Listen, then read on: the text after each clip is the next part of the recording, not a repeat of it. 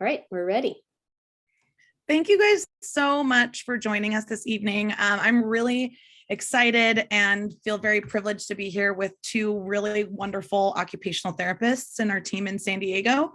And we are going to be talking all about sensory processing. We know this is an important topic for a lot of people in attendance. Maybe you've heard of sensory processing, maybe you haven't. So we're hoping to give you guys some more information about it, and some really, most importantly, some ways that you can support your child or yourself in your home. So let's start with introductions. I can go first. I'm Angela Ochoa. I am the clinical director of occupational therapy at MeBe.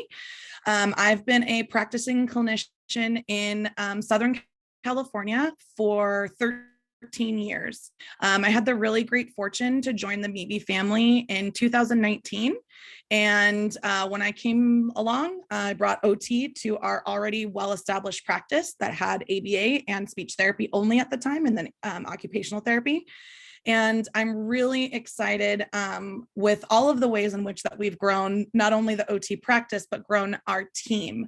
And so like Katie mentioned at the beginning, we have a lot of locations where we provide services, both in center and in home. Occupational therapy specifically is provided in clinic settings in our centers, in select centers, and also via telehealth in select markets. So please check us out if you haven't already at mebefamily.com for more information about that. But I'm going to hand it off to these two really incredible clinicians.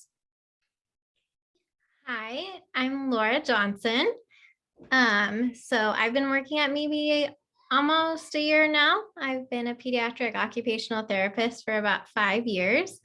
I started off in Connecticut, so if any of you East Coasters are there, I got you. And now I'm living in San Diego, and I'm just happy to be part of this MeBe family and supporting all the families that we see and hope to see in the future. Hi, I'm Sabina. I have been working with MeBe for about a year now and working in pediatrics for about 3 years. I have been working in San Diego my whole life, born and raised here, love it. But I did do my graduate and undergrad in upstate New York. So I've had that experience in both sides of the country. And I'm just excited to be here with you guys and to tell you about sensory processing and to answer any questions you guys may have. So a little bit of background about MeBe. MeBe is a unique name, and we pride ourselves in knowing that it's unique because really we are all unique. MeBe is all about being me. What we utilize in our current practice, we provide ABA services, applied behavioral analysis, we provide occupational therapy services, and speech and language pathology. We integrate research-based strategies with really intense personal attention to provide therapy as engaging, flexible, and customized to your child's needs. We all know that however long we've been working in this field, we see a lot of different clients and a lot of different ages and stages of development. And we really work hard as a whatever specialty that you're working with, if you're with us or else, or, you know, receiving services in other places. What we do at MeBe is really customize your experience and really work hard to improve function in your daily life with your child. Again, we mentioned ABA services, speech and language pathology, and occupational therapy. I mentioned before, you can find us at mebefamily.com and find out where all of our locations are. And if you have any questions related to the services we offer or the topics that we're discussing today, you're welcome to add those questions into the chat in this room. We typically save questions for the end, but any pressing questions you're welcome to say throughout, and Katie will help monitor the chat room as it opens, or as we're going on with the presentation. So without further ado, here's our agenda. So during this webinar, we'll be discussing what sensory processing is and specifically diving into what senses can be involved in sensory processing. We'll be discussing what our role as occupational therapists are and what common challenges we may see and what common challenges we may look for in the specific senses. We will discuss what may be sensory response versus what may be a behavior. Our goal by the end of this webinar is for you parents to have a better understanding of what sensory processing is and what characteristics to look for, what strategies you can implement and to support your child at home, and to better understand what our role is so we can help you guys.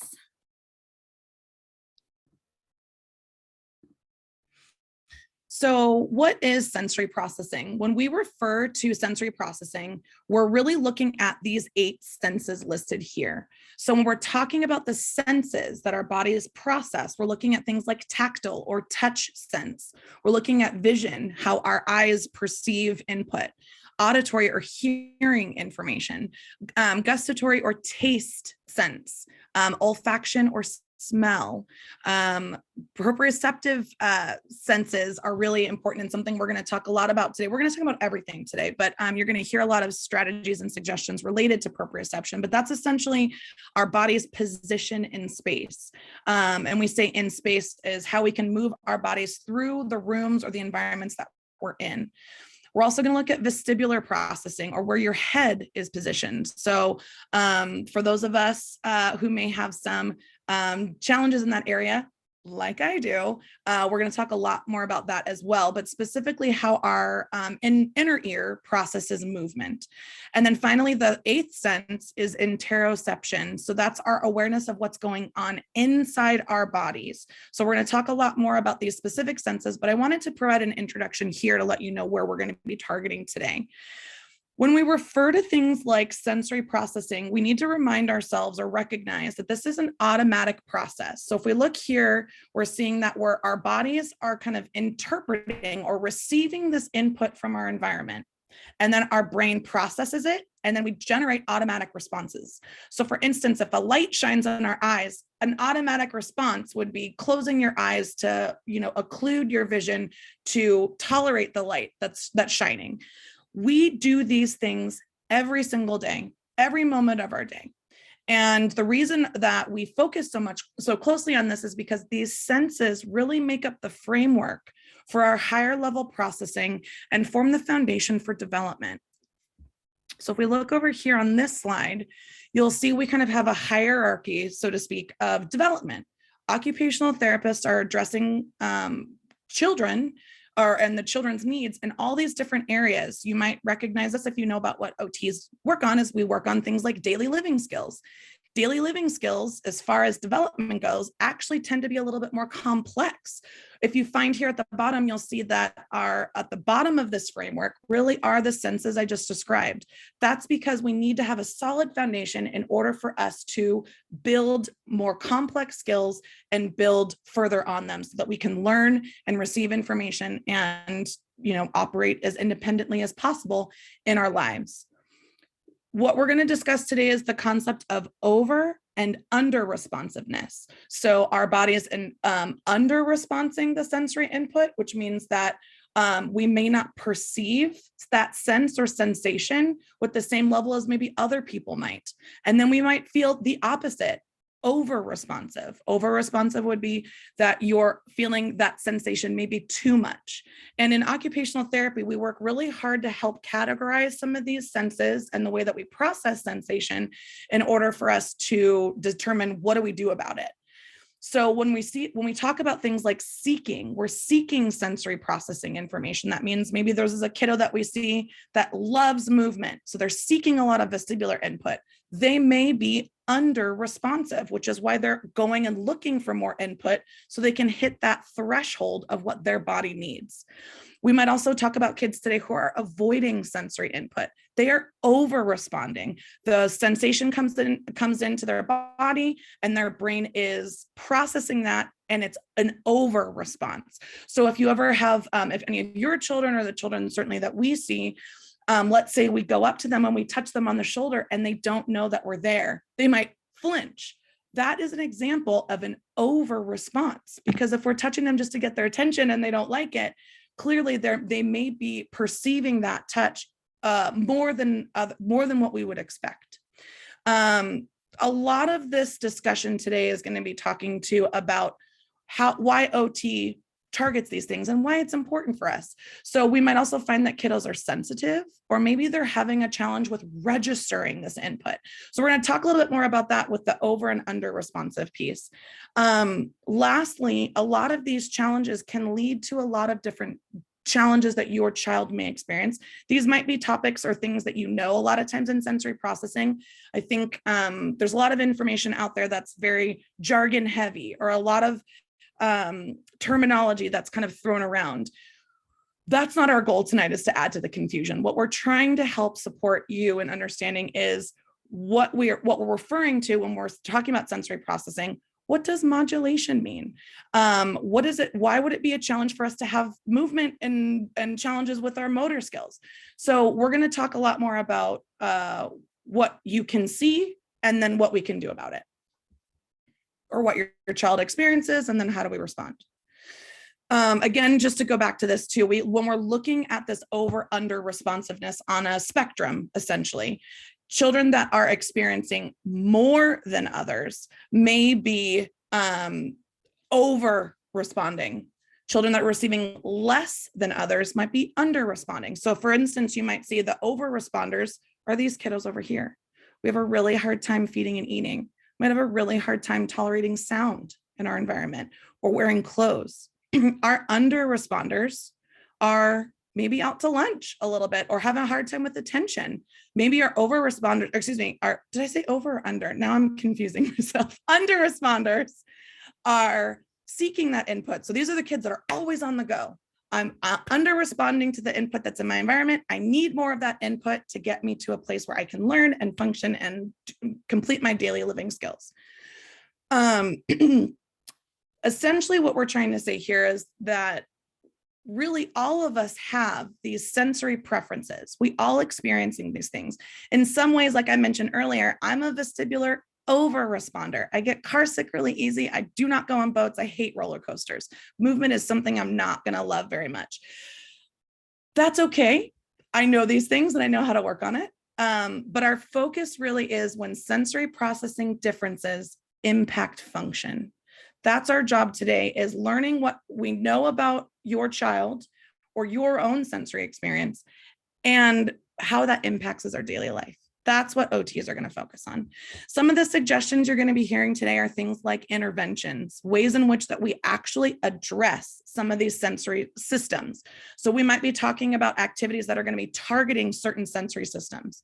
We might also discuss accommodations or adaptations. If a child is sensitive, we might need to accommodate them or adapt the environment to meet their needs, for example.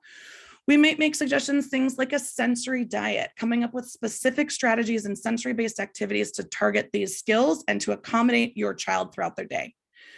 We may also make suggestions related to environmental modifications. You can see right here, instead of maybe a static chair, this kiddo is sitting on a therapy ball at his desk. So that allows for him to move, which may promote attention.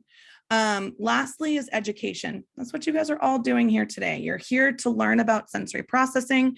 And as occupational therapists, our job is to educate you and support you with your child. So as Angela previously mentioned, there are 8 senses that we're going to be talking about that play a role in sensory processing. The first is going to be tactile processing, which is the ability to discriminate different types of touch. And this doesn't only mean what your child touches and what your child doesn't touch. It also means how your child perceives and handles actually being touched, or the thought of being touched. So if your child is under responsive to tactile stimuli, they may not notice themselves being touched when others would typically do. So for example, Angela gave the example of if you're behind a kid and you're trying to get their attention and you touch them, a kid who's under responsive may not notice that as quickly or immediately. If they're under responsive, they may have difficulty, with grading force. For example, they may be like petting dogs or cats with too much force because they aren't able to kind of discriminate that. Maybe they're like grabbing onto objects, or like maybe they grab onto your arm or hand without realizing exactly how much force they're using. You may notice them consistently touching or feeling different objects. So if you're in a grocery store, or if you're in like a convenience store and they're constantly touching everything, maybe they're just really seeking because they're under responsive to tactile stimuli. They might seek out messy play, or they may not notice any messiness on their face or on their hands or bodies. And on the other hand, if they're over responsive to tactile differences, you might see them having heightened responses to sensory touch. So that can possibly look like negative reactions or emotional reactions. So like Angela mentioned, if you come from behind to get someone's attention and they're like, oh my goodness, it's because all of their touches are heightened. All of their sensory is heightened. They may be avoiding being touched, so they may not want hugs or accept hugs. Hugs might be just too much for them. They may avoid certain surfaces, like when walking from one surface to another, like grass or tactile floors that are maybe wet and really hard compared to rugs. They may not tolerate different textures in regards to food or just messy play, like slime or sticky foods, or activities like paint and shaving cream, or, you know, being at the beach playing with the sand. That might be too much for their bodies, for their feet. They also may have difficulty with tolerating certain self-care tasks like cleaning their face, or washing their hands, or having their hair cut or washed, or trimming their nails. Getting socks and shoes on might be more difficult. Wearing clothing that's tight, or, you know, if you're sensitive to touch on your arms, maybe long sleeves are difficult to tolerate. So what do we do? Thanks, Angela. So what do we do? So before we dive into what strategies we can do to support your children's sensory processing difficulties, it's important to understand that the strategy or a strategy that helped yesterday may not help them the next day. So that's why we establish multiple strategies and accommodations and modifications. So we always have options, and that's what we're here to do to help you guys, kind of establishing like a toolbox of like, okay, what can we do? So going into the strategies for sensory processing, if your child is under responsive, so they don't notice the touch, you can provide different activities that are weight bearing. So you can give them deep pressure hugs. You can give them, lay them on a crash pad, and you can provide some, you know, putting like another crash pad on top of them and really providing that input to their bodies. We can provide gross motor or sensory motor activities, for example, like swinging or jumping. If we're trying to get them to participate in a seated activity and they're having a difficult time, we can provide them with something to do with their hands. You know, we can provide them fidgets. Fidgets are great because not only does it give them something to do, but it also enhances focus and calms their body. If your child is over responsive and reacts negatively or emotionally to tactile input, we want to promote deep touch before light touch. So this could look like doing wheelbarrow walks or animal walks prior to doing sort of like that more, you know, light touch, dressing, fine motor, or, you know, self-care tasks. We can encourage exploration and provide positive exposure opportunities for the exploration of messy play items. So for example, a painting activity, we want them to be exposed to these different textures, but we have to create a positive environment in order to create the most success. So what might this look like? If you set paint in front of their desk, or shaving cream, or any kind of food and you notice them like pulling away, maybe they're getting up from the table, maybe, you know, they're making some facial expressions, maybe they're not ready to touch it with their hands yet. And we want to kind of notice that. We want to recognize that characteristic, and we want to see what we can do. So you can see with this image at the top, this young boy is playing with the paint with a Q-tip. So that provides something in between touching with their hands and the actual texture. So maybe this is where they're at, and that's what we're going to do. And that's how we can still have them engage in that activity, but modify and accommodate. Other strategies is using the Wilbarger protocol, which is the middle picture. Thanks, Angela. Which are often paired with joint compressions. And this is also known as the brushing protocol. And this is part of a sensory integration program or a sensory diet. And this program helps with supporting tactile defensiveness. So we can do this prior to a more challenging activity or a transition to support their sensory needs.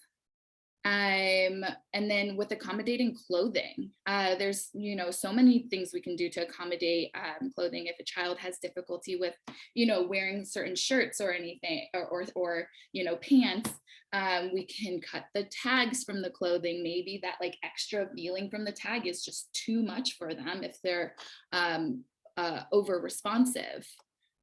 Maybe we choose loose fitting clothing instead of tight fitting clothing, or opposite. Maybe we want the tight fitting clothing versus the loose fitting clothing. We can work on kind of giving that option. Something that might help is kind of holding up two options so the kids have like a sense of control that seems to kind of allow them to have a say in like, hey, this is what's going to make me feel better. Now, we don't want to be like, okay, go ahead and you choose whatever you want to, because that also might be overwhelming, and we don't want to give them full control, but we just want to provide a structured amount of control. So those are some things that we can do for tactile processing.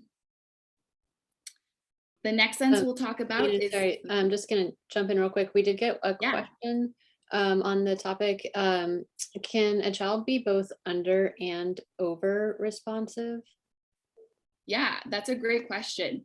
For sure. So this kind of plays more into a role of like specific things. So like maybe, if someone is touching you and like you're startled, like maybe you're over responsive for that, but maybe for like clothing or something, you're feeling uncomfortable, or you need more of that deep pressure kind of stuff. So you can definitely be under and over responsive, and that's something that we definitely work on in like identifying in individuals' cases and kids, and kind of try to support them best in that way.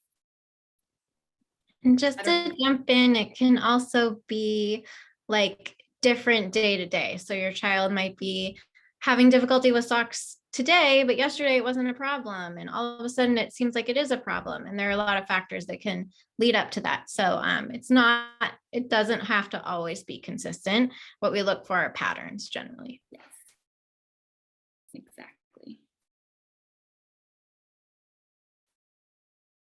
Okay, so visual processing, the next sense that we'll talk about.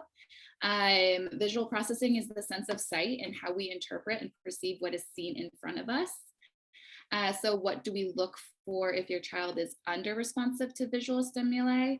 Maybe they don't seem bothered by visual stimuli that may be difficult for others to process. For example, Angela gave the example of like all of a sudden like a beaming flash of light or something. We might kind of like squint or kind of have that automatic response of closing our eyes. Whereas if you're under responsive to visual stimuli, maybe you don't notice it as quickly. Maybe it doesn't bother at all. We see maybe they seek that bright lights. Maybe they seek objects that spin or have reflections. Maybe we notice them turning off and on light switches repetitively.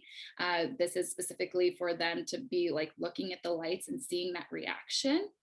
Maybe they have difficulty with pacing and sizing words and shapes when writing. So maybe they're not able to have that identification or that attention. So for over responsiveness with visual processing, this may be characterized as having difficulty with tolerating the bright or fluorescent lights. So the opposite, maybe we do see that, and it kind of creates a negative experience for us. Difficulty with making and sustaining eye contact.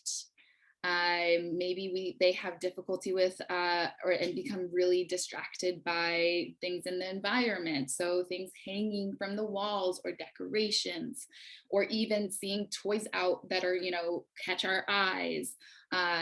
Or maybe something passes in the window of, at home or in the school, in this classroom.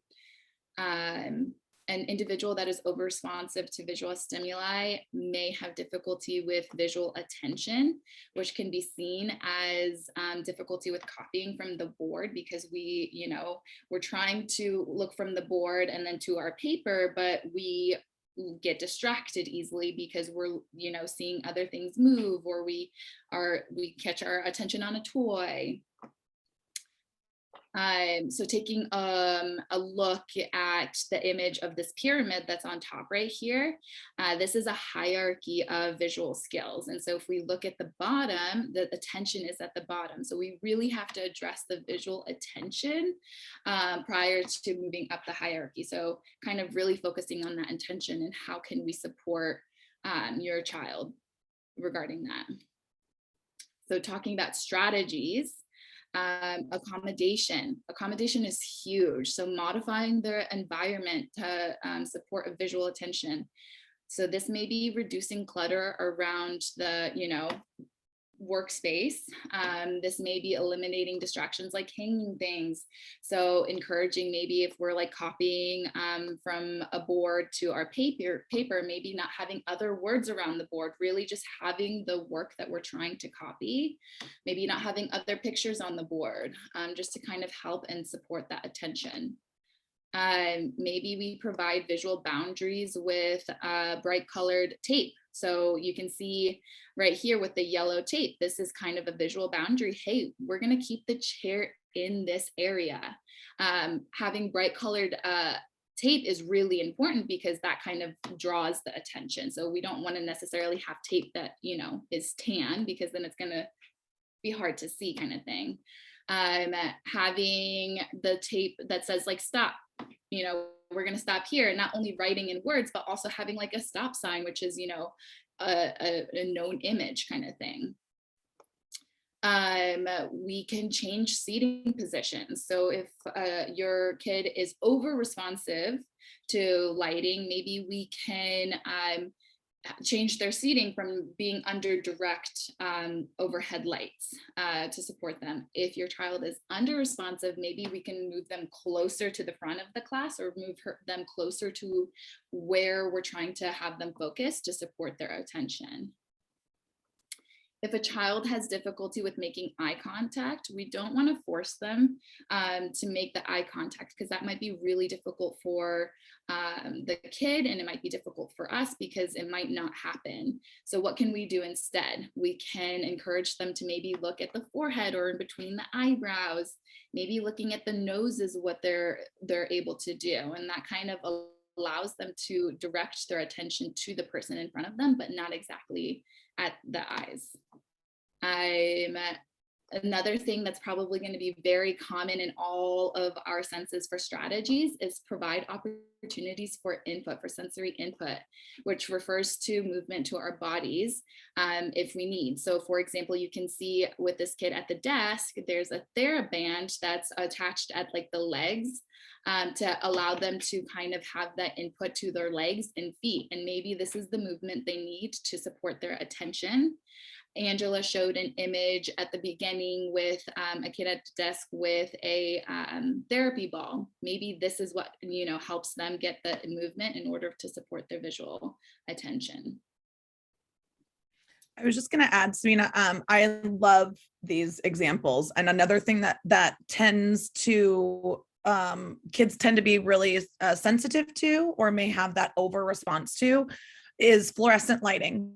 in classrooms. And so that's another element of accommodation that we're really, really mindful for. I think Laura's looking around in her office because she's got fluorescent lightings just above her. But one of the we things have the covers. okay. Yes. So exactly. Perfect. So what we end up doing a lot of times in our treatment spaces is diffusing the fluorescent lighting to eliminate, because a lot of times there's that flicker or that kind of vibration and visual input in the environment when you have the fluorescent lighting.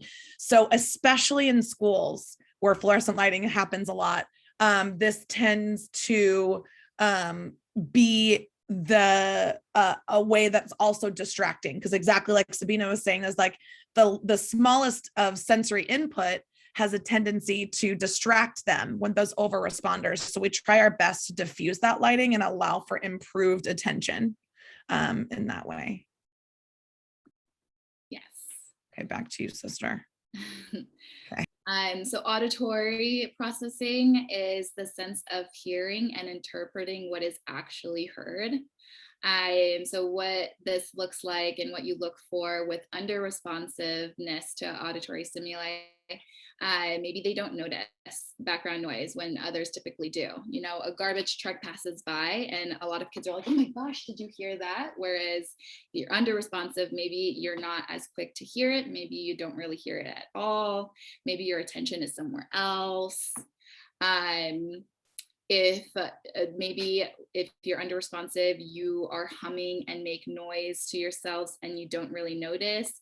Oftentimes we see this when we're focusing, and it's not really kind of to be, you know, disruptive.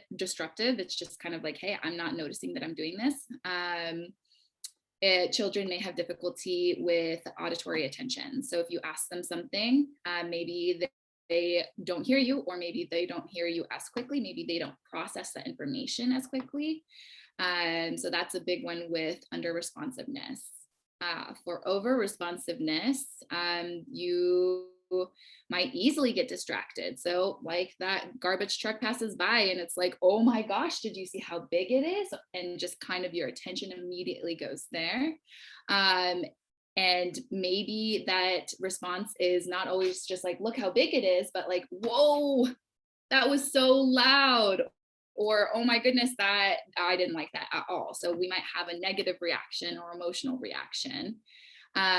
Over responsiveness may be characterized as having difficulty with completing self-care tasks that elicit more of that kind of sound.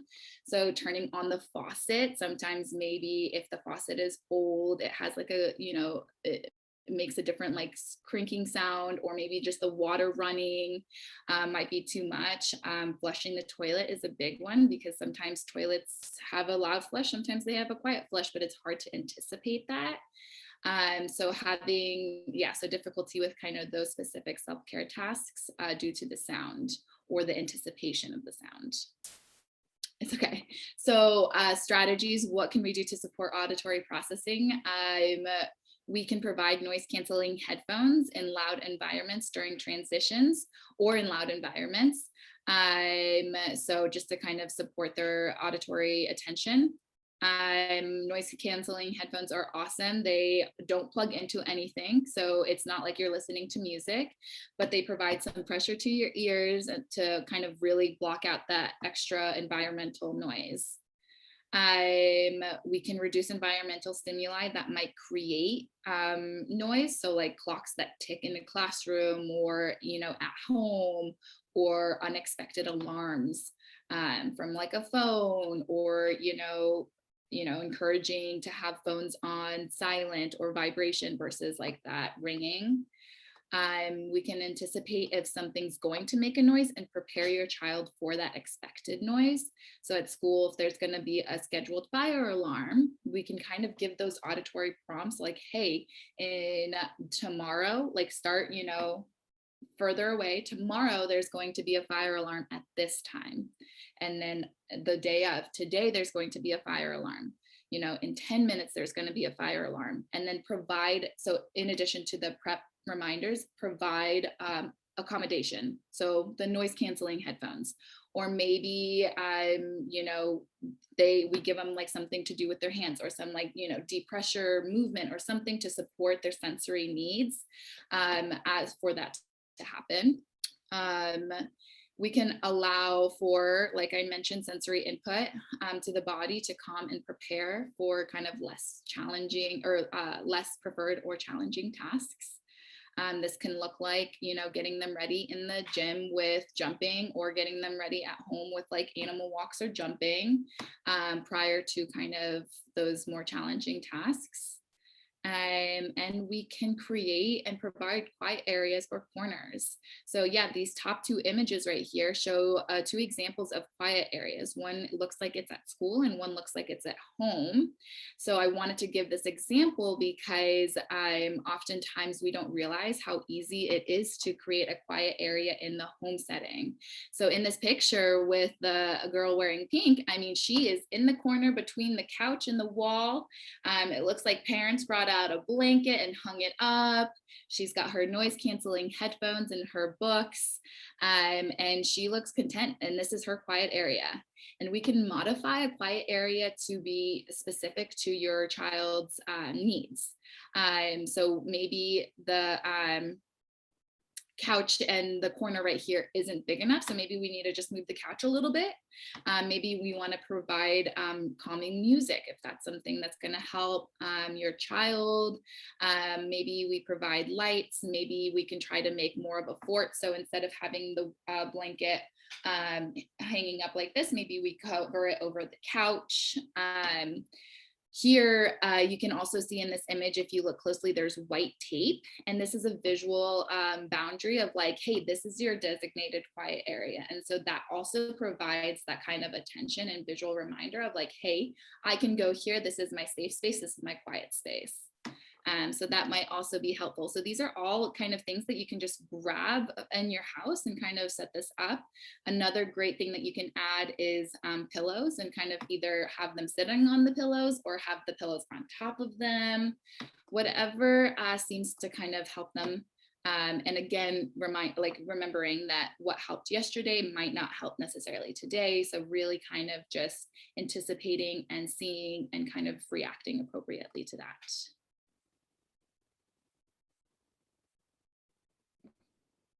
Okay, so I'm going to jump into some other senses. This one, gustatory processing, is more commonly known as our sense of taste.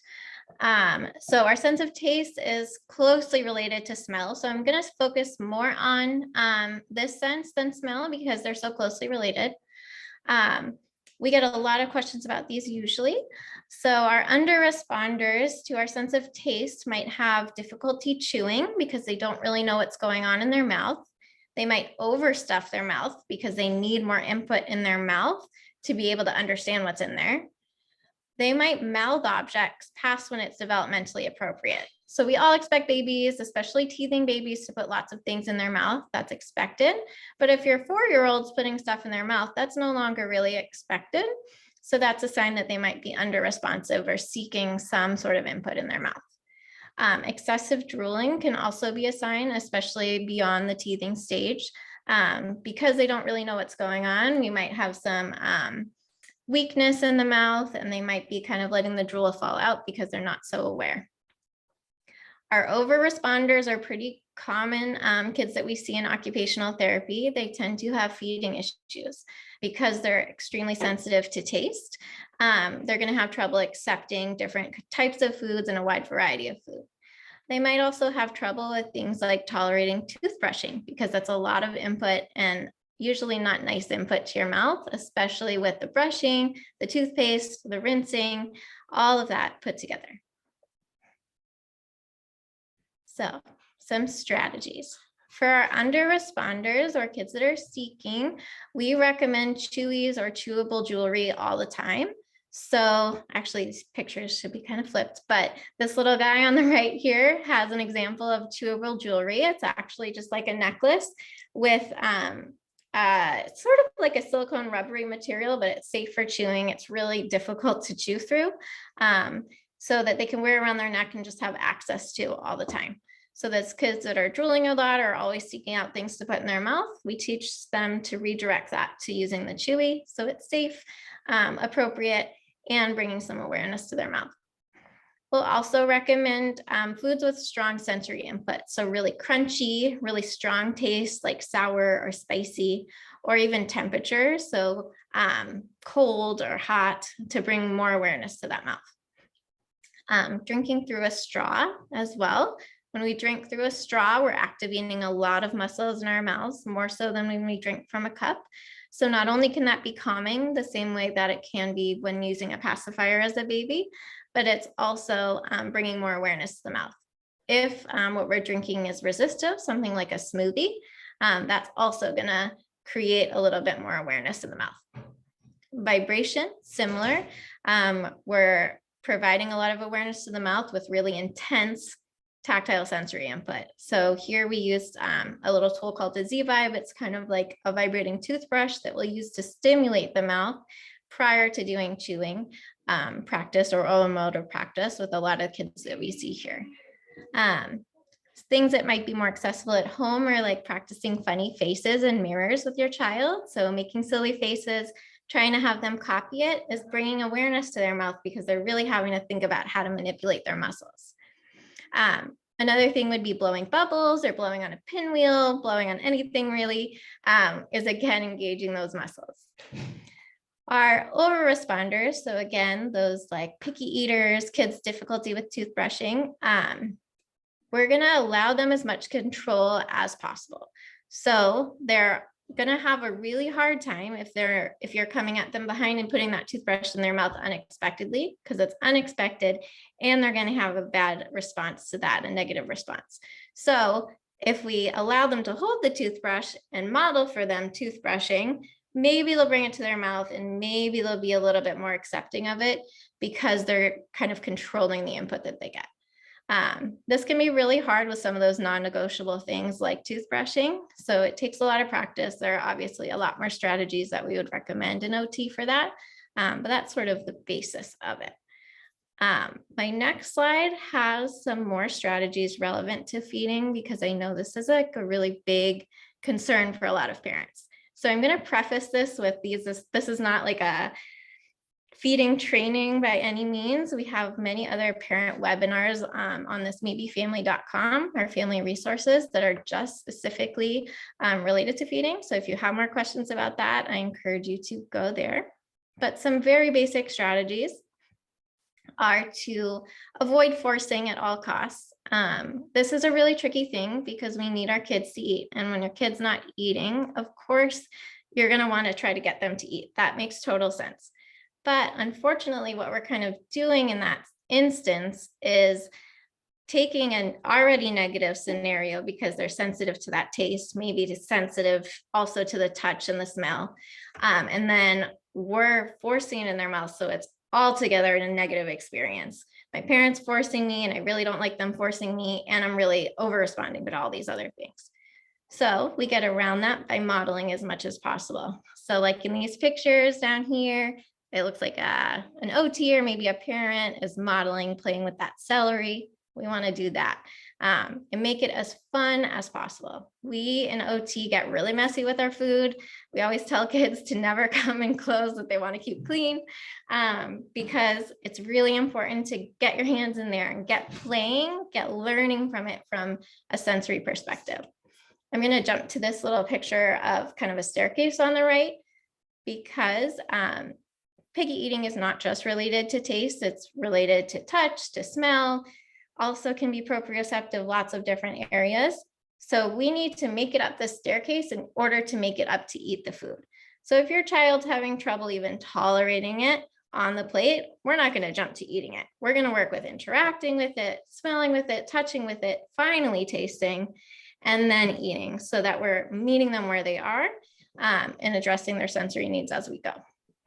And to quickly jump in with the steps to introducing new foods, under each of those steps, there's actually sub-steps. So like interacting with what our hands, maybe we're not quite there yet because of the texture, the touch, maybe we're interacting with the fork first, smelling the food, maybe we're not bringing it to our nose kind of thing. So there's a lot of steps within the steps.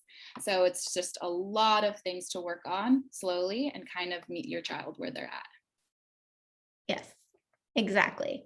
And it will change based on the child. So I like this other picture on the left here because we have the little guy there who looks like really not sure about what he's eating. He's kind of having an over response to that. Whereas his friend or his sister there is totally into it, putting it all over her face. So for her, we might work on tasting because it looks like she's kind of there. For the other little guy, we might just work on smelling and playing with it to get him more used to being around it.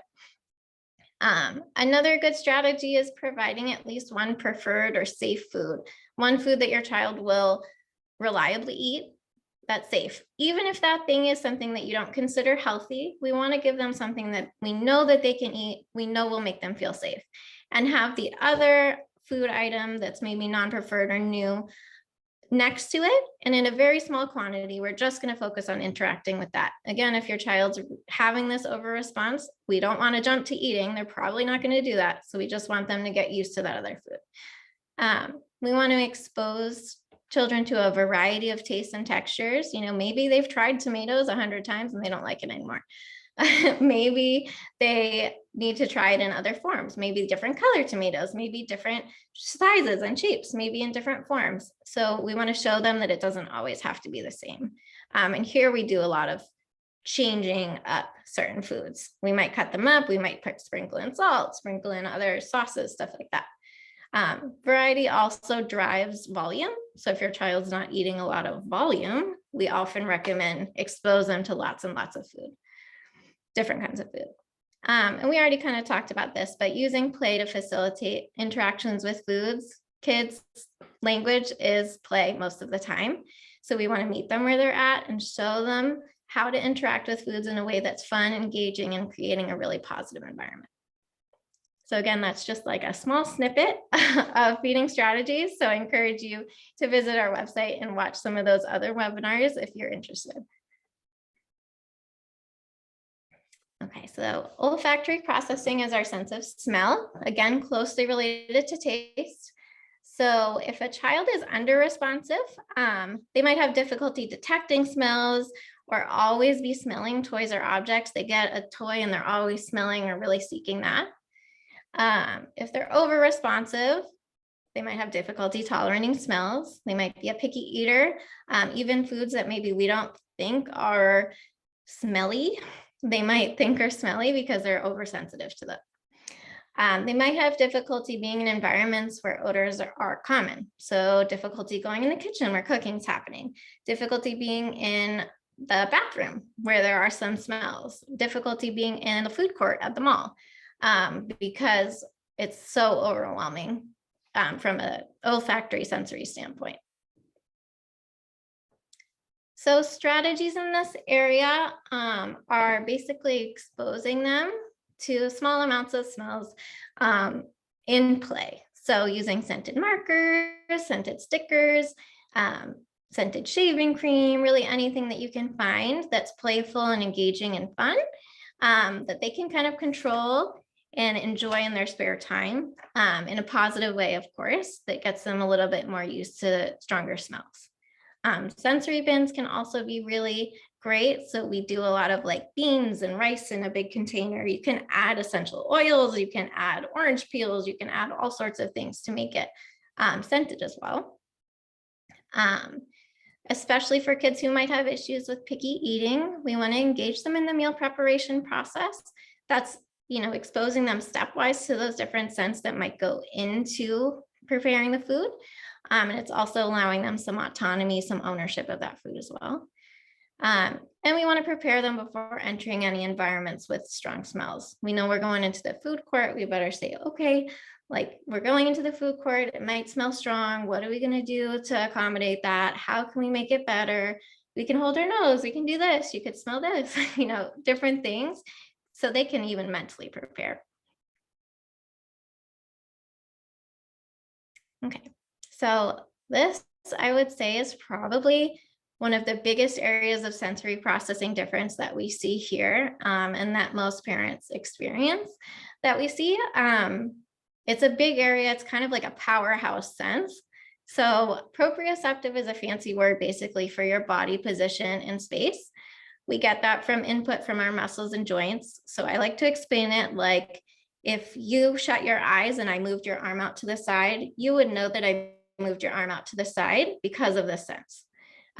So kids that are under responsive to this might need excessive movement. They might always be running like these kids in that picture. They might always be running, jumping, climbing, taking risks. You might always be keeping a close eye on them because they want to jump off your cabinets. They want to, hang from all of the things in your house and it's difficult to make sure they're safe. They might have difficulty with attention, difficulty at school because they have trouble staying in that seat. They might have really poor body awareness, so be like falling all the time, bumping into things, doing things like that. They might have difficulty grading force, so like really be pressing down with that pencil or not pressing down enough.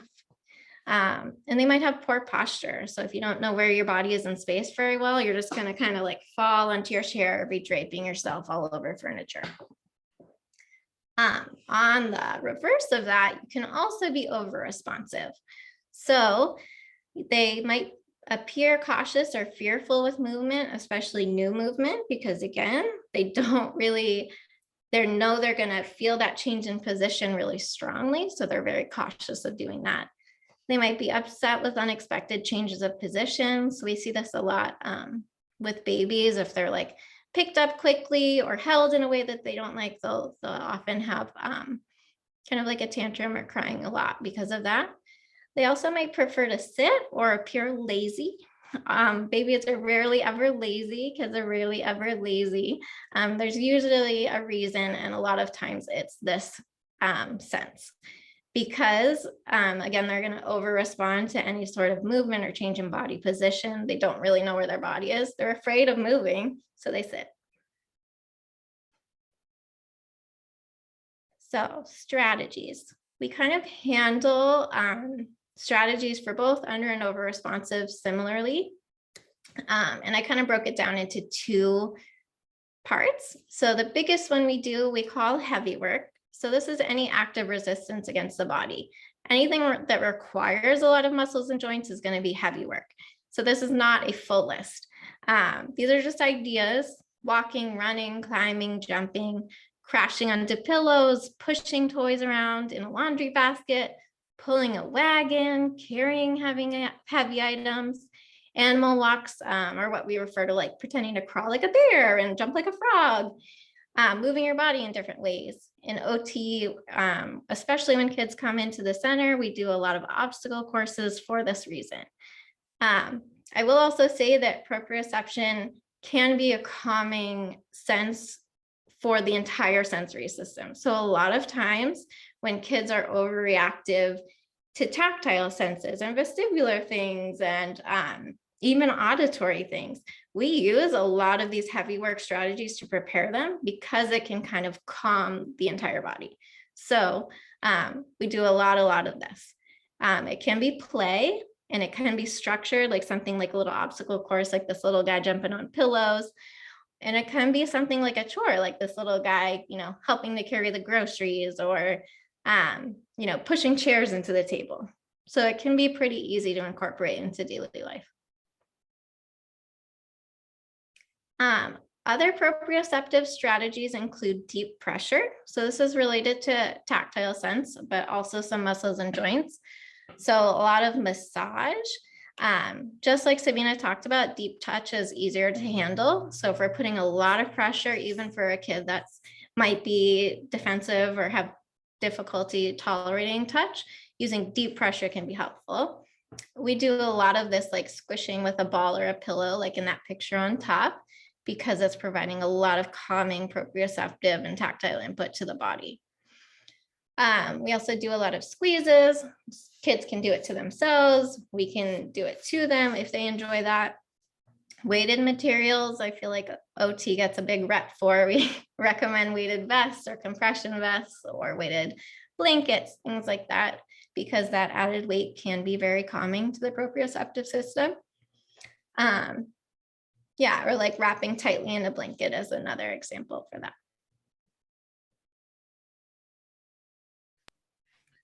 So we're going to switch gears and talk a little bit about vestibular processing. Vestibular processing is essentially how our bodies and our brains interpret movement. Whether or not you are moving, how quickly and in what direction we're moving in. This is an area that I focus a lot on personally, because as I mentioned, I'm an over responder to vestibular input. But additionally, it's also, those big senses that we're addressing in therapy tends to be related to vestibular processing, proprioceptive processing, and tactile processing. Those tend to be like those three big foundational areas of processing. So for our under responders, not me, for our under responders, these are the kiddos that are going to appear clumsy. They are not receiving or interpreting movement very well in their environment or enough to meet their personal threshold for what their body needs or requires for them to kind of engage with others.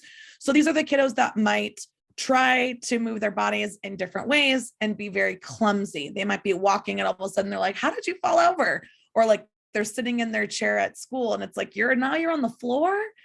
These are the under responders for vestibular input. You might also find that they will be moving or spinning and not getting dizzy. So the kiddos, a lot of times in therapy, we use things like swings, and we'll talk a little bit more about specific targets for this particular subsystem. But these are the kiddos that can spin and spin and spin and never get dizzy. They can jump and jump and jump and never get tired. Their body craves that movement. And a lot of times repeated movement is really kind of allowing their threshold, essentially, their ability to focus. So these are the kiddos too, where we might find while we're waiting in line at the grocery store, a lot of our children that either have an autism spectrum diagnosis or not, you'll find them moving and jumping and fidgeting. They need to move because that promotes attention for them. They may also take excessive risks during play. These are the kiddos that might be really great with their gross motor skills. They're going to climb to the top of the climbing structure. They're going to climb backwards up the slide. And then how do we get down? What are we doing? So these are the taking excessive risks during play. Then we have the opposite, the over responders.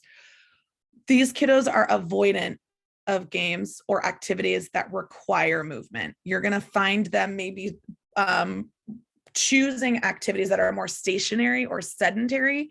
You're not going to find them really seeking out opportunities to climb, jump, swing, ride their bikes, run, swim. These are all possibly too much intensive vestibular input for them to tolerate.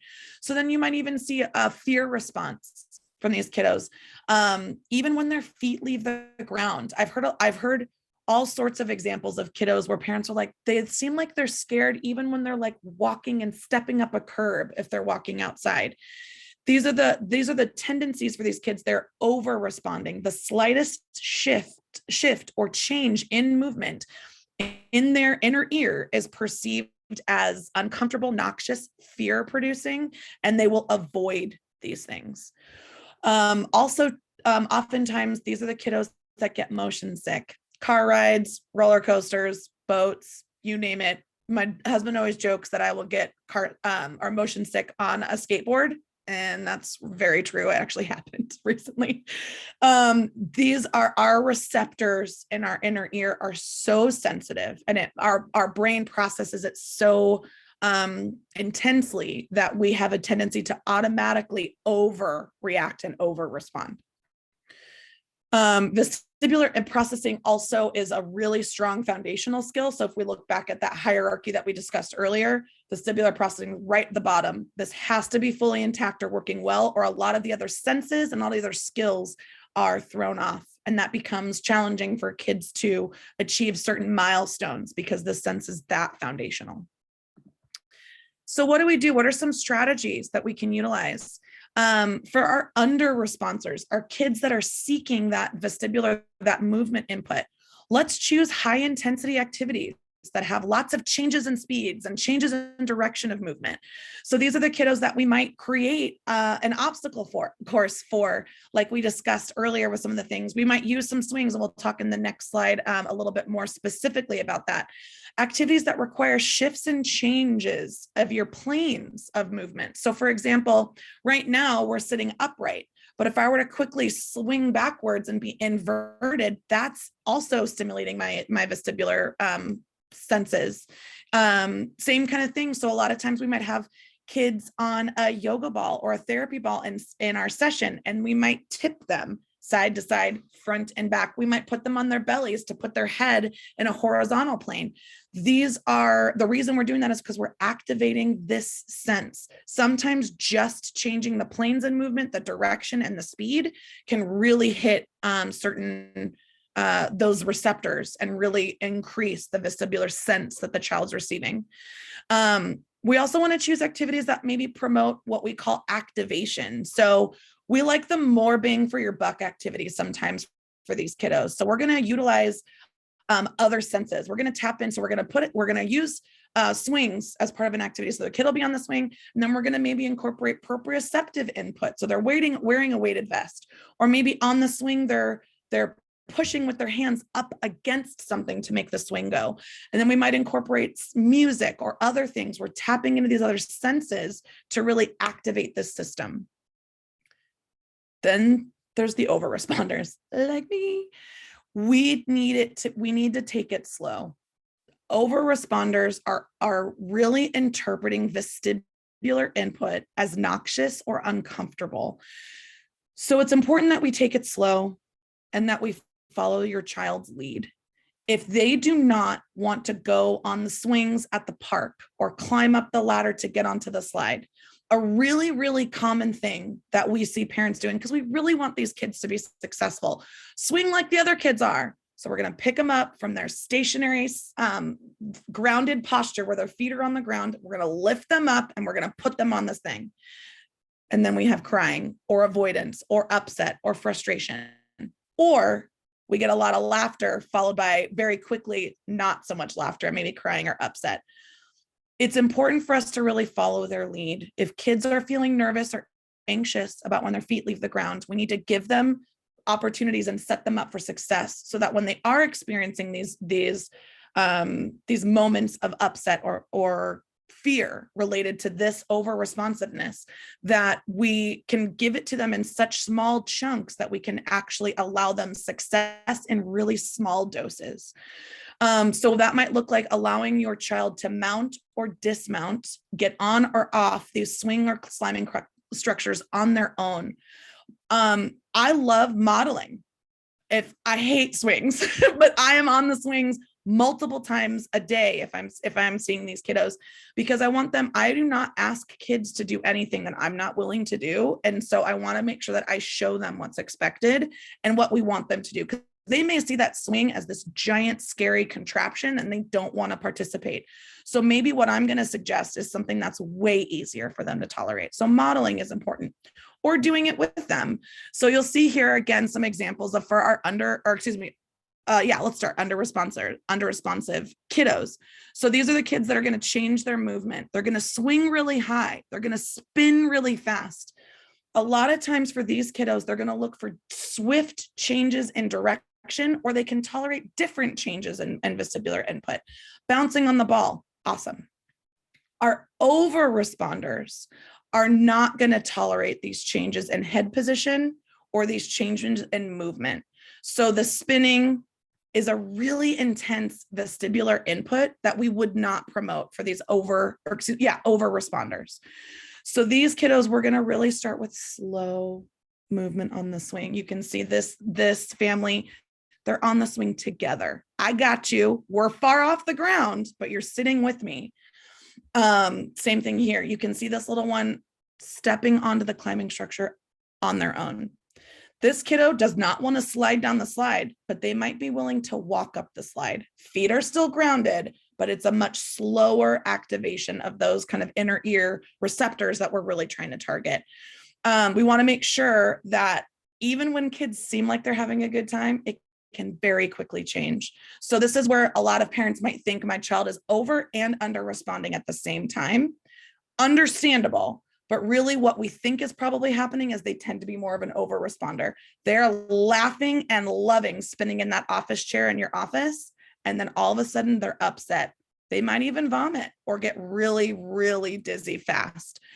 A lot of our kids have no real clear picture as to where they're at on this over versus under responsive spectrum. And so what seems really fun turns very unfun very quickly. So it's really important for us to know what those signs are and to recognize that even laughter and like excitement can very quickly change because they're over responding. I love spinning twice. I don't love spinning 20 times. So some things to consider when we're doing this. And this is why in occupational therapy, we're really going through and looking at those signs and symptoms that are going to support you and your child and recognize what's individual for them. And even going back to what Laura and Sabina have been saying too, is each day might be different. Your child might love the swings or the climbing structure one day, and then nope, we are back to feet on the ground only. There's a lot of reasons for that. And we can talk a little bit more specifically, but essentially what we're looking for is those patterns. What we're looking for is those supports. On days where we can tolerate this, try this. On days where we can't tolerate this, try this other way. And that's really going to be specific to your child, which is why it's really important to, before, especially vestibular processing, in my opinion, before we start targeting these skills, we want to really make sure we're working with a skilled clinician to determine the best plan of action. And just to jump in, Angela, I think on your last slide for your over responders, a lot of those strategies are true for over responders in any sense. So certainly like a child that doesn't want to get messy or play in the sand, we're never going to throw them in a sandbox. We're going to take it slow. We're going to model. We're going to take it step by step because we want to create a positive environment. We want them to enjoy it and meet their, what we call just right challenge. It's not too easy. It's not too hard. It's just right for them to make some progress. So I think it's important to highlight these things are true for all senses. And that's the approach we usually take in OT. Excellent. Exactly right. That's correct. Okay, so our last sense is interoception. This is that 8th sense, and it's really gaining momentum in kind of the sensory processing world because it's not a sense that you can always pinpoint specifically. But when we're referring to things like interoception, it's really the sense of knowing what is going on inside your body. This sense is monitoring your entire body, your organs, your stomach, your bladder, your muscles. It's going to give you input and feedback related to certain internal drives, hunger, satiety, feeling nervous, feeling tired, getting excited. We need to really rely on the sense. The sense is super important when we're talking about a lot of functional skills. So examples of when interoception difficulties impact function, things like not knowing when you're hungry. Those are those kids that are eating all the time, or I'm not really hungry right now. We know they're hungry or not hungry, but they can't always tell. It's that real innate awareness of what's going on inside your body and then acting accordingly. And because this has that automatic kind of process loop of I feel the sense and then I know what to do with it, this is why interoception is part of sensory processing, even though it's a little bit more complex than maybe some of these other senses we've discussed. Kids with interoception challenges are also going to be probably those kids that are hard with potty training. They're going to demonstrate the potty training challenges. These are a lot of the times the concerns that parents bring to us, that awareness of what's going on inside your body. I don't know what it feels like, or I can't recognize what it feels like when my bladder is full or when it's time for me to go number 2. Some of these kiddos also have a difficult time perceiving pain. So we also hear that a lot too. And there are some connections to other senses, especially your touch sense, related to this. But kids here might not notice when they've touched something hot or when they fall and you're like, that's a bruise, but maybe they didn't really cry. That could be a relationship between that disconnect between what's going on inside their body, this interoception sense. These are also the kids that are probably going to exhibit sleep challenges because they don't know when they're sleepy or they're too sleepy and now we've gone too far. Difficulty with temperature awareness and regulation. These are the kiddos that, might be warm all the time, or they might hate being cold. All sorts of things going on. And that sometimes we just learn, especially as the weather changes throughout the year, that like, my kiddo's really having a hard time because it's just so hot outside. Or, oh my gosh, it's so cold. There's not enough layers for my kiddo. And then lastly, limited awareness of personal emotional states. So not only do we need to know how we feel internally, but our emotional states have a lot of physical characteristics associated with them. The feeling of nervousness is a tightening of your muscles and a racing of your heart. We need to recognize that certain emotions have certain physical connections. And if we're not aware of those, we may not always know what to do with them. These might be the kiddos who are really excited one minute and they're hiding underneath the table the next minute. I don't know. I'm feeling something. I don't know what to do. I got to get out of here. Or I don't know how I'm feeling. One minute I'm happy, one minute I'm sad. There's a lot of those quick shifts in emotional expression, and that could be very well related to interoception. Okay, I want to quickly go through activities that we can go to, because ultimately what we're focusing on with interoception is self-regulation. The more independent we are in this way, the more opportunities we have to be successful and independent in our daily lives. A lot of interoception requires mindfulness, or that awareness of what's going on inside of our bodies. But if our kids don't have these skills, we need to give them those skills. We need to set them up for activities that are going to harness the skills required for things like mindfulness or knowing what's going on in my body. So a lot of times we're going to do things like yoga with kiddos. We're going to position our bodies in specific motor patterns and hold it. How am I lifting my arm up, but also extending my foot, and then balancing and breathing? Those seemingly simple tasks have a really big impact when we're looking at awareness of what's going on internally. So a lot of times we might do things like that.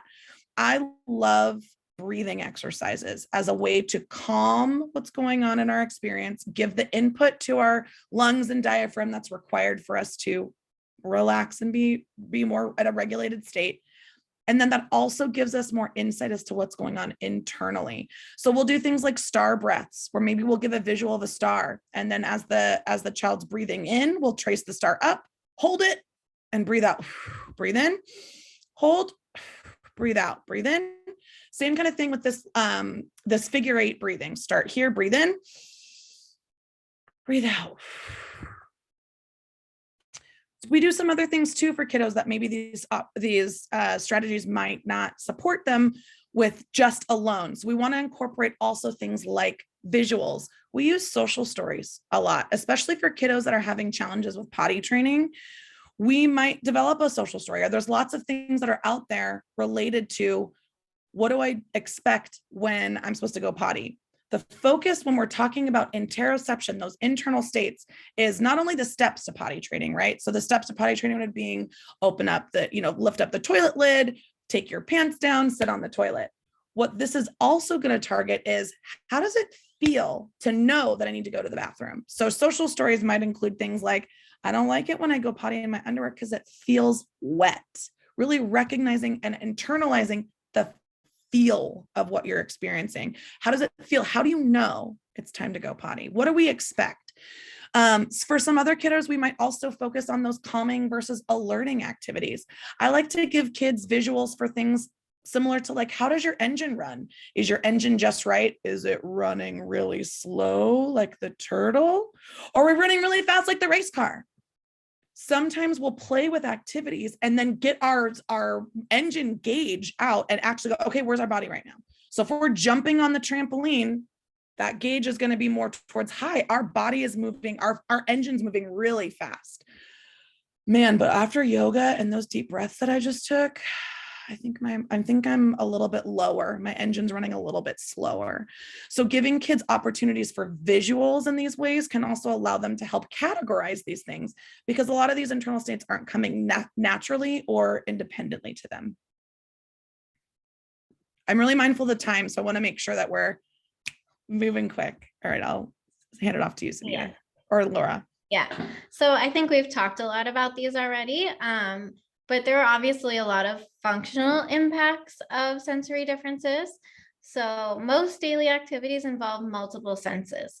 So, and your child can be under and over responsive within the same sense and within different senses. So they can be over responsive to tactile touch, under responsive to auditory input. So you have now a child that may have trouble dressing and they're not responding to your preparation or your cueing because they're having they require a little bit more time to process that. So these pictures are just some examples of common challenges that we see. Kids having a need for movement and running really fast away from their parents, not having good understanding of safety, especially in the community, picky eating, trouble in school, difficulty dressing, difficulty toothbrushing, difficulty bathing, potty training, having trouble at places that maybe we expect kids to like a birthday party or Chuck E. Cheese or a SeaWorld. Those are really common challenges for kids with sensory differences. So again, in OT, we focus on when those challenges become challenges for participation. I might have auditory sensitivity and it's too loud for me at SeaWorld, but I can still get through it. A child that has a tantrum every time they go to SeaWorld because it's too loud, that's a functional impact. So that's when we really jump in and try to help. So going more in depth with what OT's role is in all of this. So to understand what our role is, we kind of understand what OT is, and maybe maybe you're well versed because you've been receiving OT or your child has, maybe it's still a new thing. So OT's job is to facilitate optimal success for your child to engage in their daily occupations, which there's a lot, but play is a big one. Participating in self-help tasks like getting dressed in the morning, brushing their teeth, having a breakfast, lunch, and dinner, participating in schoolwork, or overall like fine motor, gross motor development.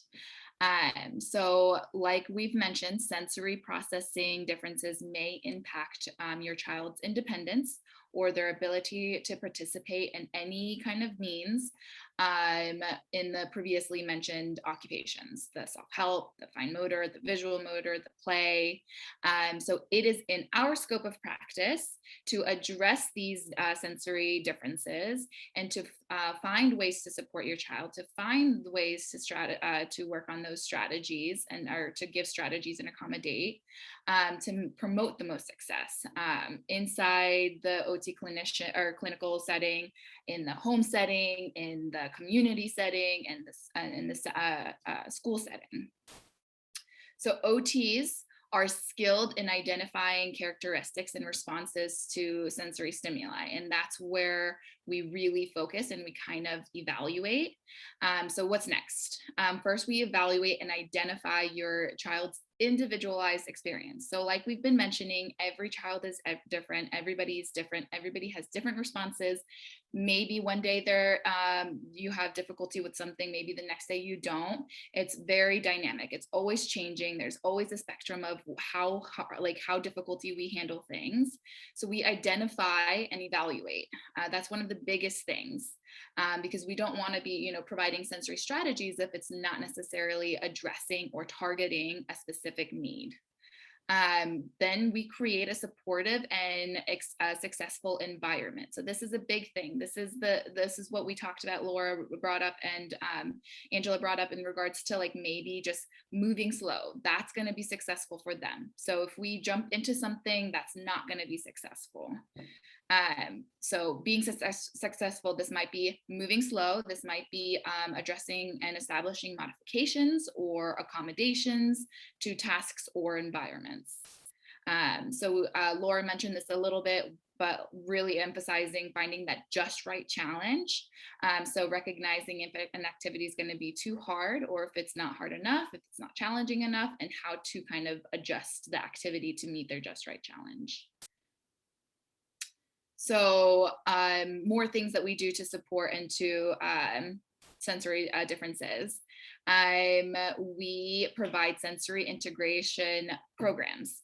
So this is really looking at the sensory motor input. So really kind of working on how are we going to provide that is, successful transition or participation in those less preferred activities or more challenging activities. Play with a purpose. This is like a big one for me because one of your biggest occupations for your child is play. Kids learn through play, kids grow through play, play socially, play independently, play with parents, play with teachers or with OTs. Play in general is so huge. There's so many aspects to play. I feel like I could have a whole webinar about play. We can have risky play, we can have structured play, we can have organized play. So play is huge. So we really use play as a purpose in occupational therapy and specifically for sensory processing.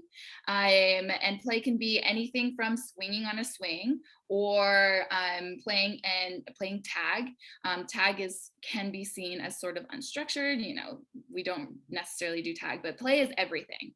An example of structured play and organized play is an obstacle course. I know we've been mentioning this a lot, but an obstacle course can really provide a lot of that input to our sensory system. So it provides that proprioceptive input, that vestibular input. It can also work on that visual attention, that auditory attention of like sequencing and following the steps and listening to what the steps are.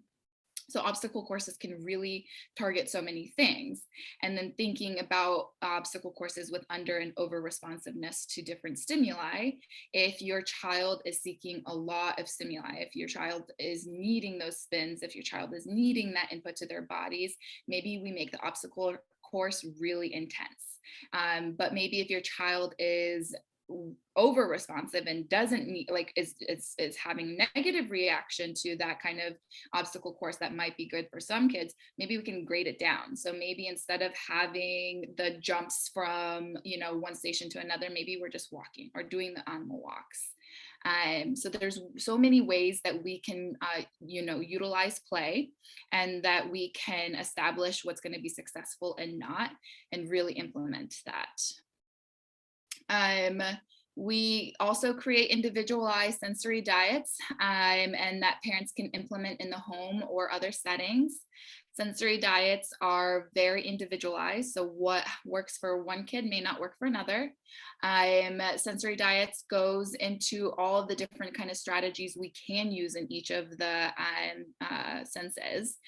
It also looks at the frequency and sort of the specifics of each strategy. So like Angela mentioned, with vestibular, maybe your child can only tolerate 2 spins versus 20. So kind of really focusing on frequency and duration in regards to that and for each sense. Maybe an example of a sensory diet specifically for participating in feeding because of attention to visual or auditory, or because we may be having difficulty with that taste or participation. Maybe we have bear walks to wash our hands, and then we have bunny hops to the table. That's a pretty simple sensory diet, but that might be what helps engage your child in that specific task at home. working on raising your child's self-awareness. This is a huge thing that we do. Angela mentioned this beautifully in the interoception slides. So just being able to have them be aware of what's going on, have them be aware to the responses, model expectations and sort of, those reactions, and kind of support them in that sense. Another big thing is we always collaborate with different team members that are also a part of your child's case. This is not only to have that collaboration approach to have everybody involved, but we learn so much from each other.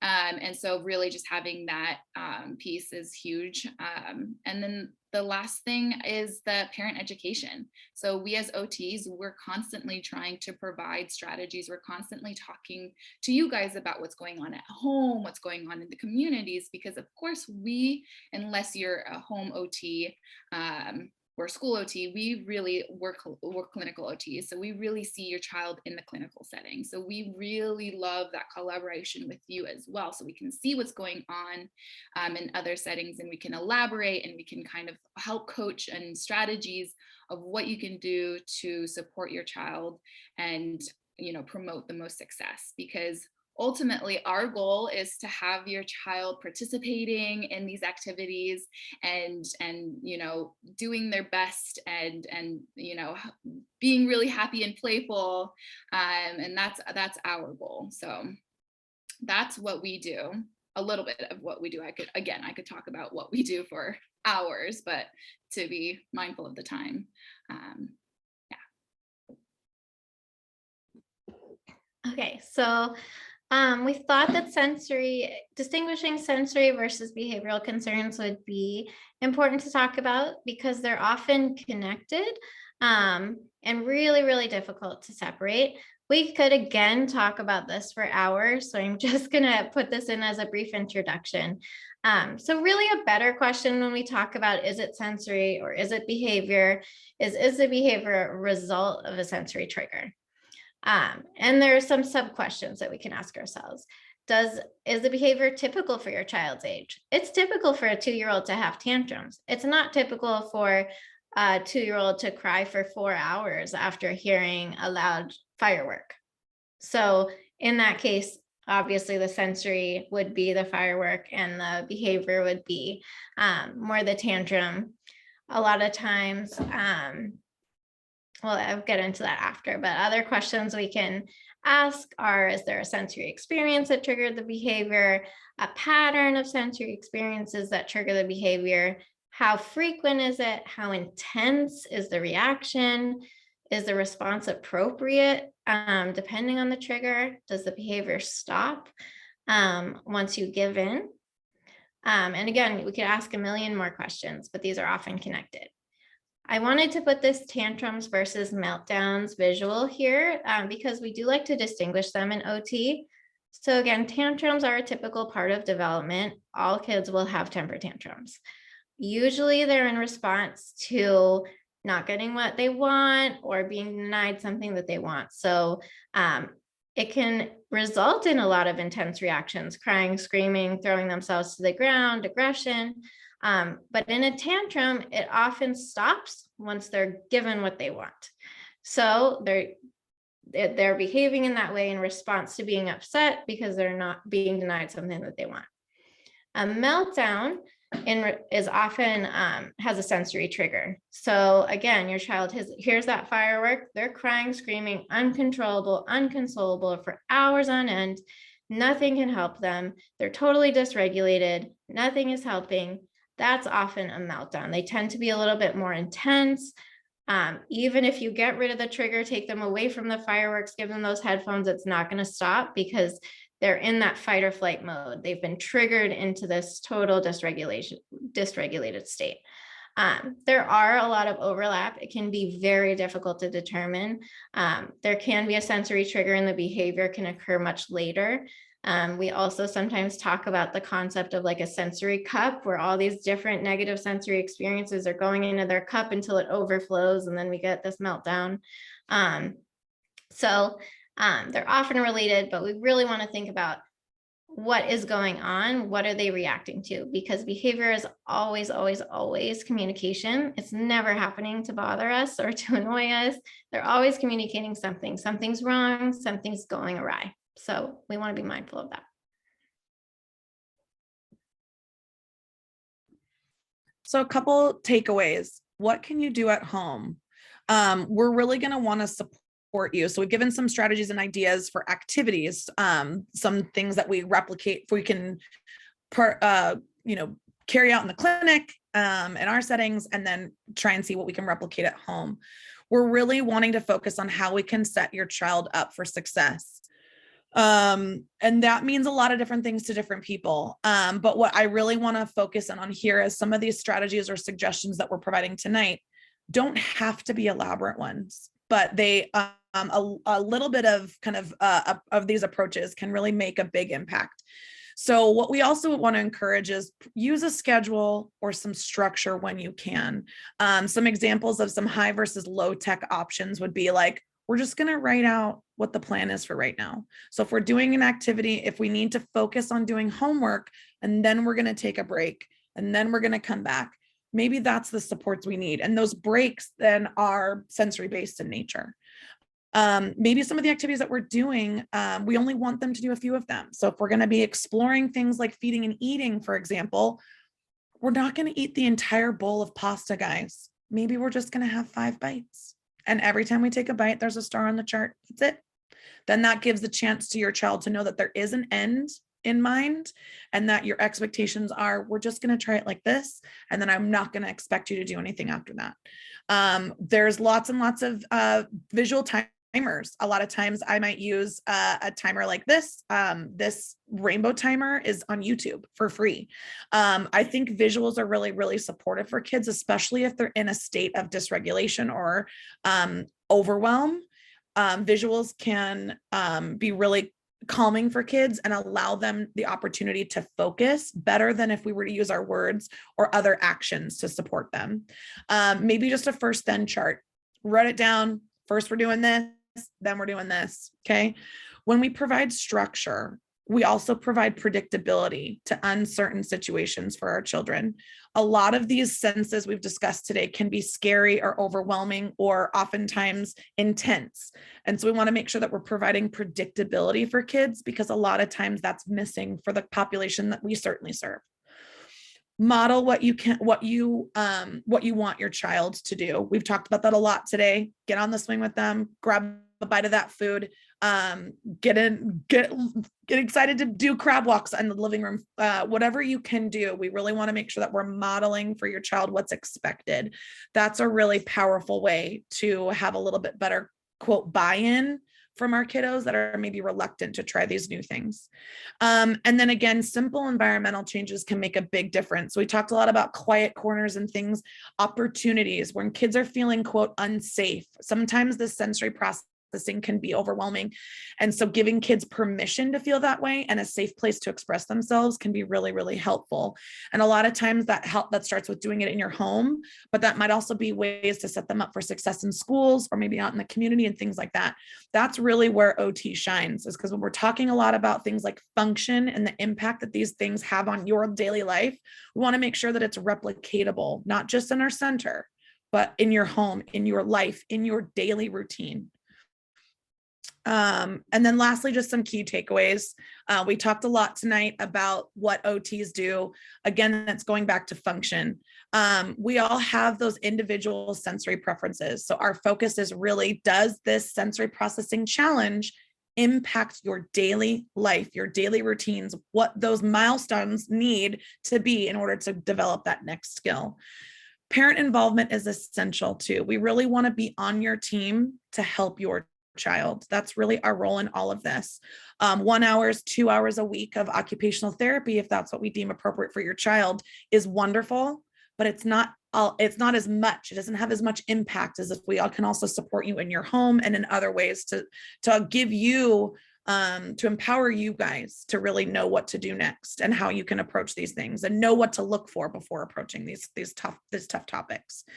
Again, Laura touched on the idea between sensory responses and behaviors. Sometimes it's both. Sensory responses tend to be automatic, and behavioral responses are more adaptations over time. So you don't necessarily need to have that sensory trigger always to experience the behavior, but it very much starts there. So if the light switch turning on, that's upsetting your sensory system at some point for your kiddo, then they might have a fear of light switches. So even without the lights turning on and being that jarring change in environment or, stimulation in their environment might just relay itself to some other behavioral responses without the sensory trigger being in place. We know it can be really tough to tackle these things, and we understand that this is a complex issue. Our role and our focus will be consistency and flexibility. That's what we're trying to do in our sessions, and that's what we really hope to impart for you. And again, we talked a lot about how sensory changes. The reason why it's so tricky too is because your sensory needs can look different day to day. I like to describe sensory processing as what you choose for breakfast. So if we were to choose pancakes one day, waffles the next day, French toast the next day, they're all seemingly the same dish, but they're presented slightly differently. And we don't really have a reason for why we want one more than the other. It's just that we can repackage or re-promote some of these sensory experiences that meet your child in that moment and in that day. And sometimes their preference will change and shift depending on the day. So it's really important for us to give you as many options as we can that are reasonable and flexible and consistent for you to use. And lastly, if you need more help, come and get an OT evaluation. It's really important for us to support you and come up with an individualized plan for you and your family.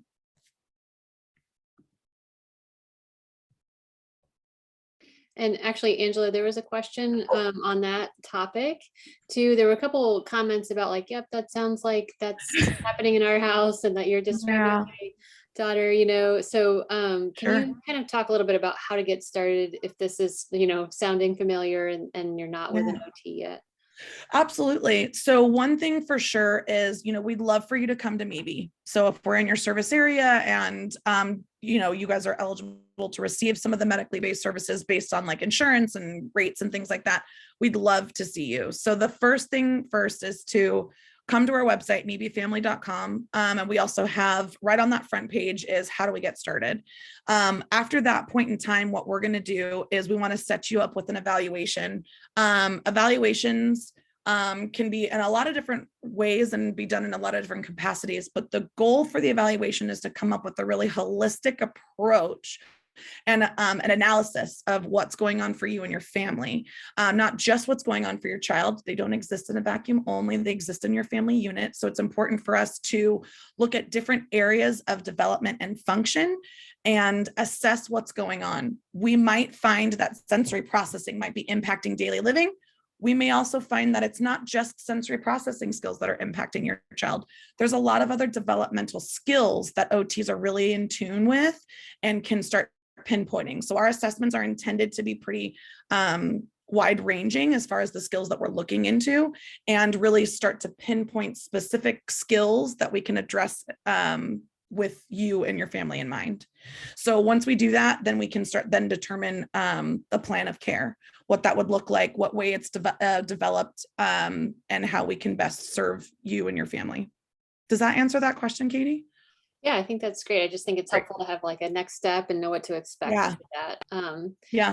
And we did get a different question too.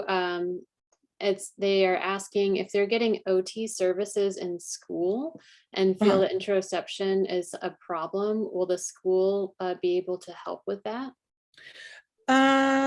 That's a great question. So I can preface this, and I know Sabina touched on this too, is that the services that we provide at MeBe are predominantly outpatient and in the clinic. So what we have the unique opportunity for is to really engage and interact with you, the parent or caregiver, consistently. School occupational therapy is wonderful. The focus for occupational therapies in the schools is going to be recognizing the functional impact on their academic day. So if your child is receiving occupational therapy at school, they're going to be focusing more consistently on skills that are going to be impacting their routine throughout the day or their ability to access their educational environment, essentially. So I guess that's a lot to say that it's possible if those internal processes, like we were talking about with interoception, those internal awareness things, potty training, sleep, hunger and satiety issues, self-regulation, emotional awareness, if those things are impacting their access to their educational environment, then schools should be helping to address those things. But again, because the focus really is the educational piece, we want to also make sure that we're supporting these other areas. What happens when we leave school? What happens when we change grades? What happens when we change schools? What happens when we go to the grocery store, play at a friend's house? We're at home getting ready for bed. And that's where that could be that disconnect between what OT at school can fully address, because they're really focusing on what's happening in the academic day. Some other caveats too, depending upon the state and the IEP requirements. If your child does receive an IEP or has services through the school district in the state that you live in, not all children can access OT, even if they need it, because there's certain things that they need to qualify for to also get access to OT. That's a really complex issue, and one that I'm sure we've talked about in other webinars, and something I can support you specifically. I have some insight, certainly in California and other states that we provide services, but it's likely that the level of involvement that your OT has at school may not allow for all of this, if maybe their focus needs to be different based on what they qualify for in other ways. So I hope that answers that question. It's a big topic, but it's a great question. No, they said, yeah, that does help. So thank you. Can you also talk a little about telehealth? I know we've gotten a couple questions from people who are located in places where we are not yet. So maybe you can talk a little bit about the option for telehealth, if it's appropriate. Sure. So we currently provide telehealth services. So telehealth is via Zoom, providing therapy over the computer. It's a really wonderful tool that we didn't really fully unlock until certainly COVID, which I think a lot of us probably didn't use Zoom this much prior to that. But what I will say is we provide telehealth services based on a couple of factors. All of us are licensed by the state that we practice in. So MeBe currently provides telehealth services for children in the state of California, in Washington, in Arizona, and Colorado. That's where we currently provide telehealth services. And then telehealth services, a telehealth OT session looks different depending upon the needs of your child, your family, your setting, the skills that we're hoping to address. We want to make sure that telehealth is really serving your needs. And I think a lot of what we do in OT relates to the home. So it's a great opportunity, but we also want to ensure that what we're providing is meeting the needs of your family. And then like the length of sessions and how many sessions you get are also determined by your insurance plan. So the best thing to do is to give us a call for an evaluation if we don't already currently provide services for you. And then we can talk more specifically about what that could look like. It's a great question. Perfect. We're getting a lot of questions. So Okay. Great presentation. Great. So do you have any recommendations on where to find reward charts, social stories, or visual aids, or is it better to make your own and tailor it to your child? I'm happy to pose this question to Laura or Sabina if you guys want to say. I was going to say I could jump in. Yes. Yeah, me too. Laura. There are lots of options. A lot of times, even as an OT, if I'm short on time and I'm like, oh, I really need a reward chart, I Google reward chart for this, and it like pops up and you can print it out. There's also lots of websites out there like Teachers Pay Teachers with already made visuals that are really beautiful, well done, that are very inexpensive and or free. I also really enjoy the program Lesson Picks. It's pretty inexpensive and you can tailor visuals and reward charts, etc. to your child. You can even upload your own pictures. There are also apps that you can get. I know ChoiceWorks is one of them that we've used. You can even go really easy and make yourself a visual on Microsoft Word if you're feeling really crafty. I have done that before. So it doesn't need to be anything fancy. Really what we're looking for visuals is easy to understand, easy to access, and helpful for the child. So we use them a lot. But I hope that was helpful. Yeah. Something that we also use a lot in OT is getting a whiteboard, because you can erase it and you can constantly add to it. You can change things, and you can just always have it on the go with you. So you don't have to have like an eraser or anything. You don't have to, have to reprint everything. So whiteboards are great to help with, time reminders, visual reminders, creating a visual schedule, having them, participate in checking off when you've done an activity. So yeah, so those are, some great things. You did ask about social stories and about tailoring it. Social stories you can kind of also find online, but it is, important to know that as OTs, we specifically look and identify characteristics and different responses. And since we're really skilled in identifying those things, we're able to really establish a tailored a social story for your kids to support their specific needs. So yes, of course, look up resources like Laura mentioned. They're great, but also if you're, going back to OT, if you're kind of worried about this, kind of getting that OT eval and getting that support, or if you're already in OT, asking your provider specific questions regarding an activity. Excellent. Thank you. Thank you. What are some examples of sensory breaks that were mentioned earlier? So, it's really going to be specific to the sensory needs of your child. So again, back to if they're an over responder or an under responder to specific sensory input.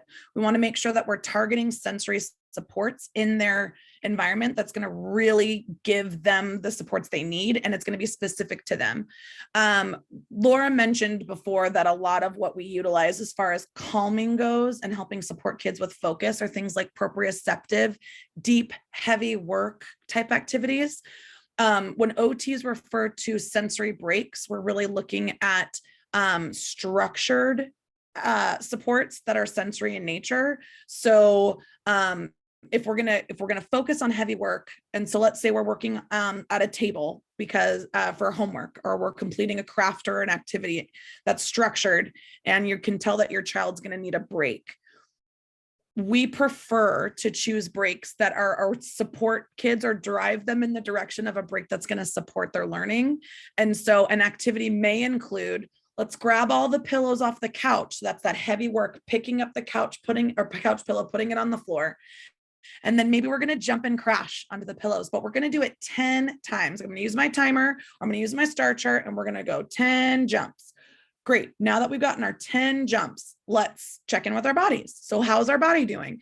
Are we able to focus in a 10? Do we need more? Is the laughter and the giggling so much that maybe what we need to do is now we need to, okay, we're going to end this calm break with some breathing or some deep pressure hugs for 5 seconds. And then we're going to slow down our bodies so that we can get back to work. Once we clarify what the expectations of that structured break are, we implement it and we stick to it.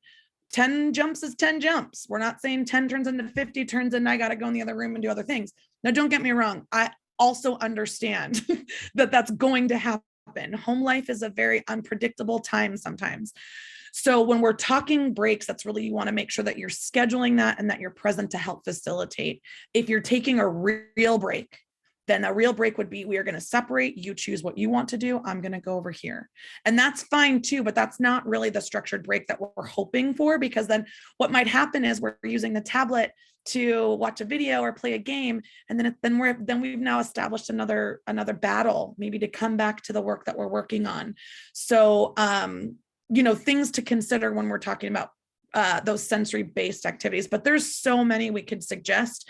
I'm really happy to kind of give more individualized ideas for anyone that wants to reach out specifically about their kiddo, or we can set up an eval to really come up with a good plan for what will work for your child in your home or wherever else that might be. Something I want to also mention in regards to sensory breaks, I think that it's been already mentioned, but sensory breaks aren't like the only thing we can utilize. We can utilize that sensory modification. So like, like we've talked about movement, adding, something to the table, adding something to our chair, sitting on something, in addition to the sensory breaks, just to support them during the activity, and if they need a break kind of thing, and then bringing them back to the activity, still having that kind of support in place. Excellent. I appreciate everybody sticking around so late Yeah. tonight. I know we've had a lot of questions and a very engaged audience, which is always great. I could see that some people were trying to like raise their hands, but the only way to really ask questions here is to put them in the chat box. So hopefully we caught them all. But if not, I will send a follow-up email tomorrow with the link to the webinar recording. You can reply back to that email as well with questions, or definitely contact us. We're happy to continue the conversation. And stay tuned. We will have another webinar next month. And like I mentioned, the speech therapy webinar in May as well. So we thank you again for joining us this evening and spending your time. And we will be signing off. Look for that follow-up email from me tomorrow, and feel free to just respond to that with any additional questions. Thank you. Thank you guys so Thank you, much. everyone. Have a good rest of your night. Yes.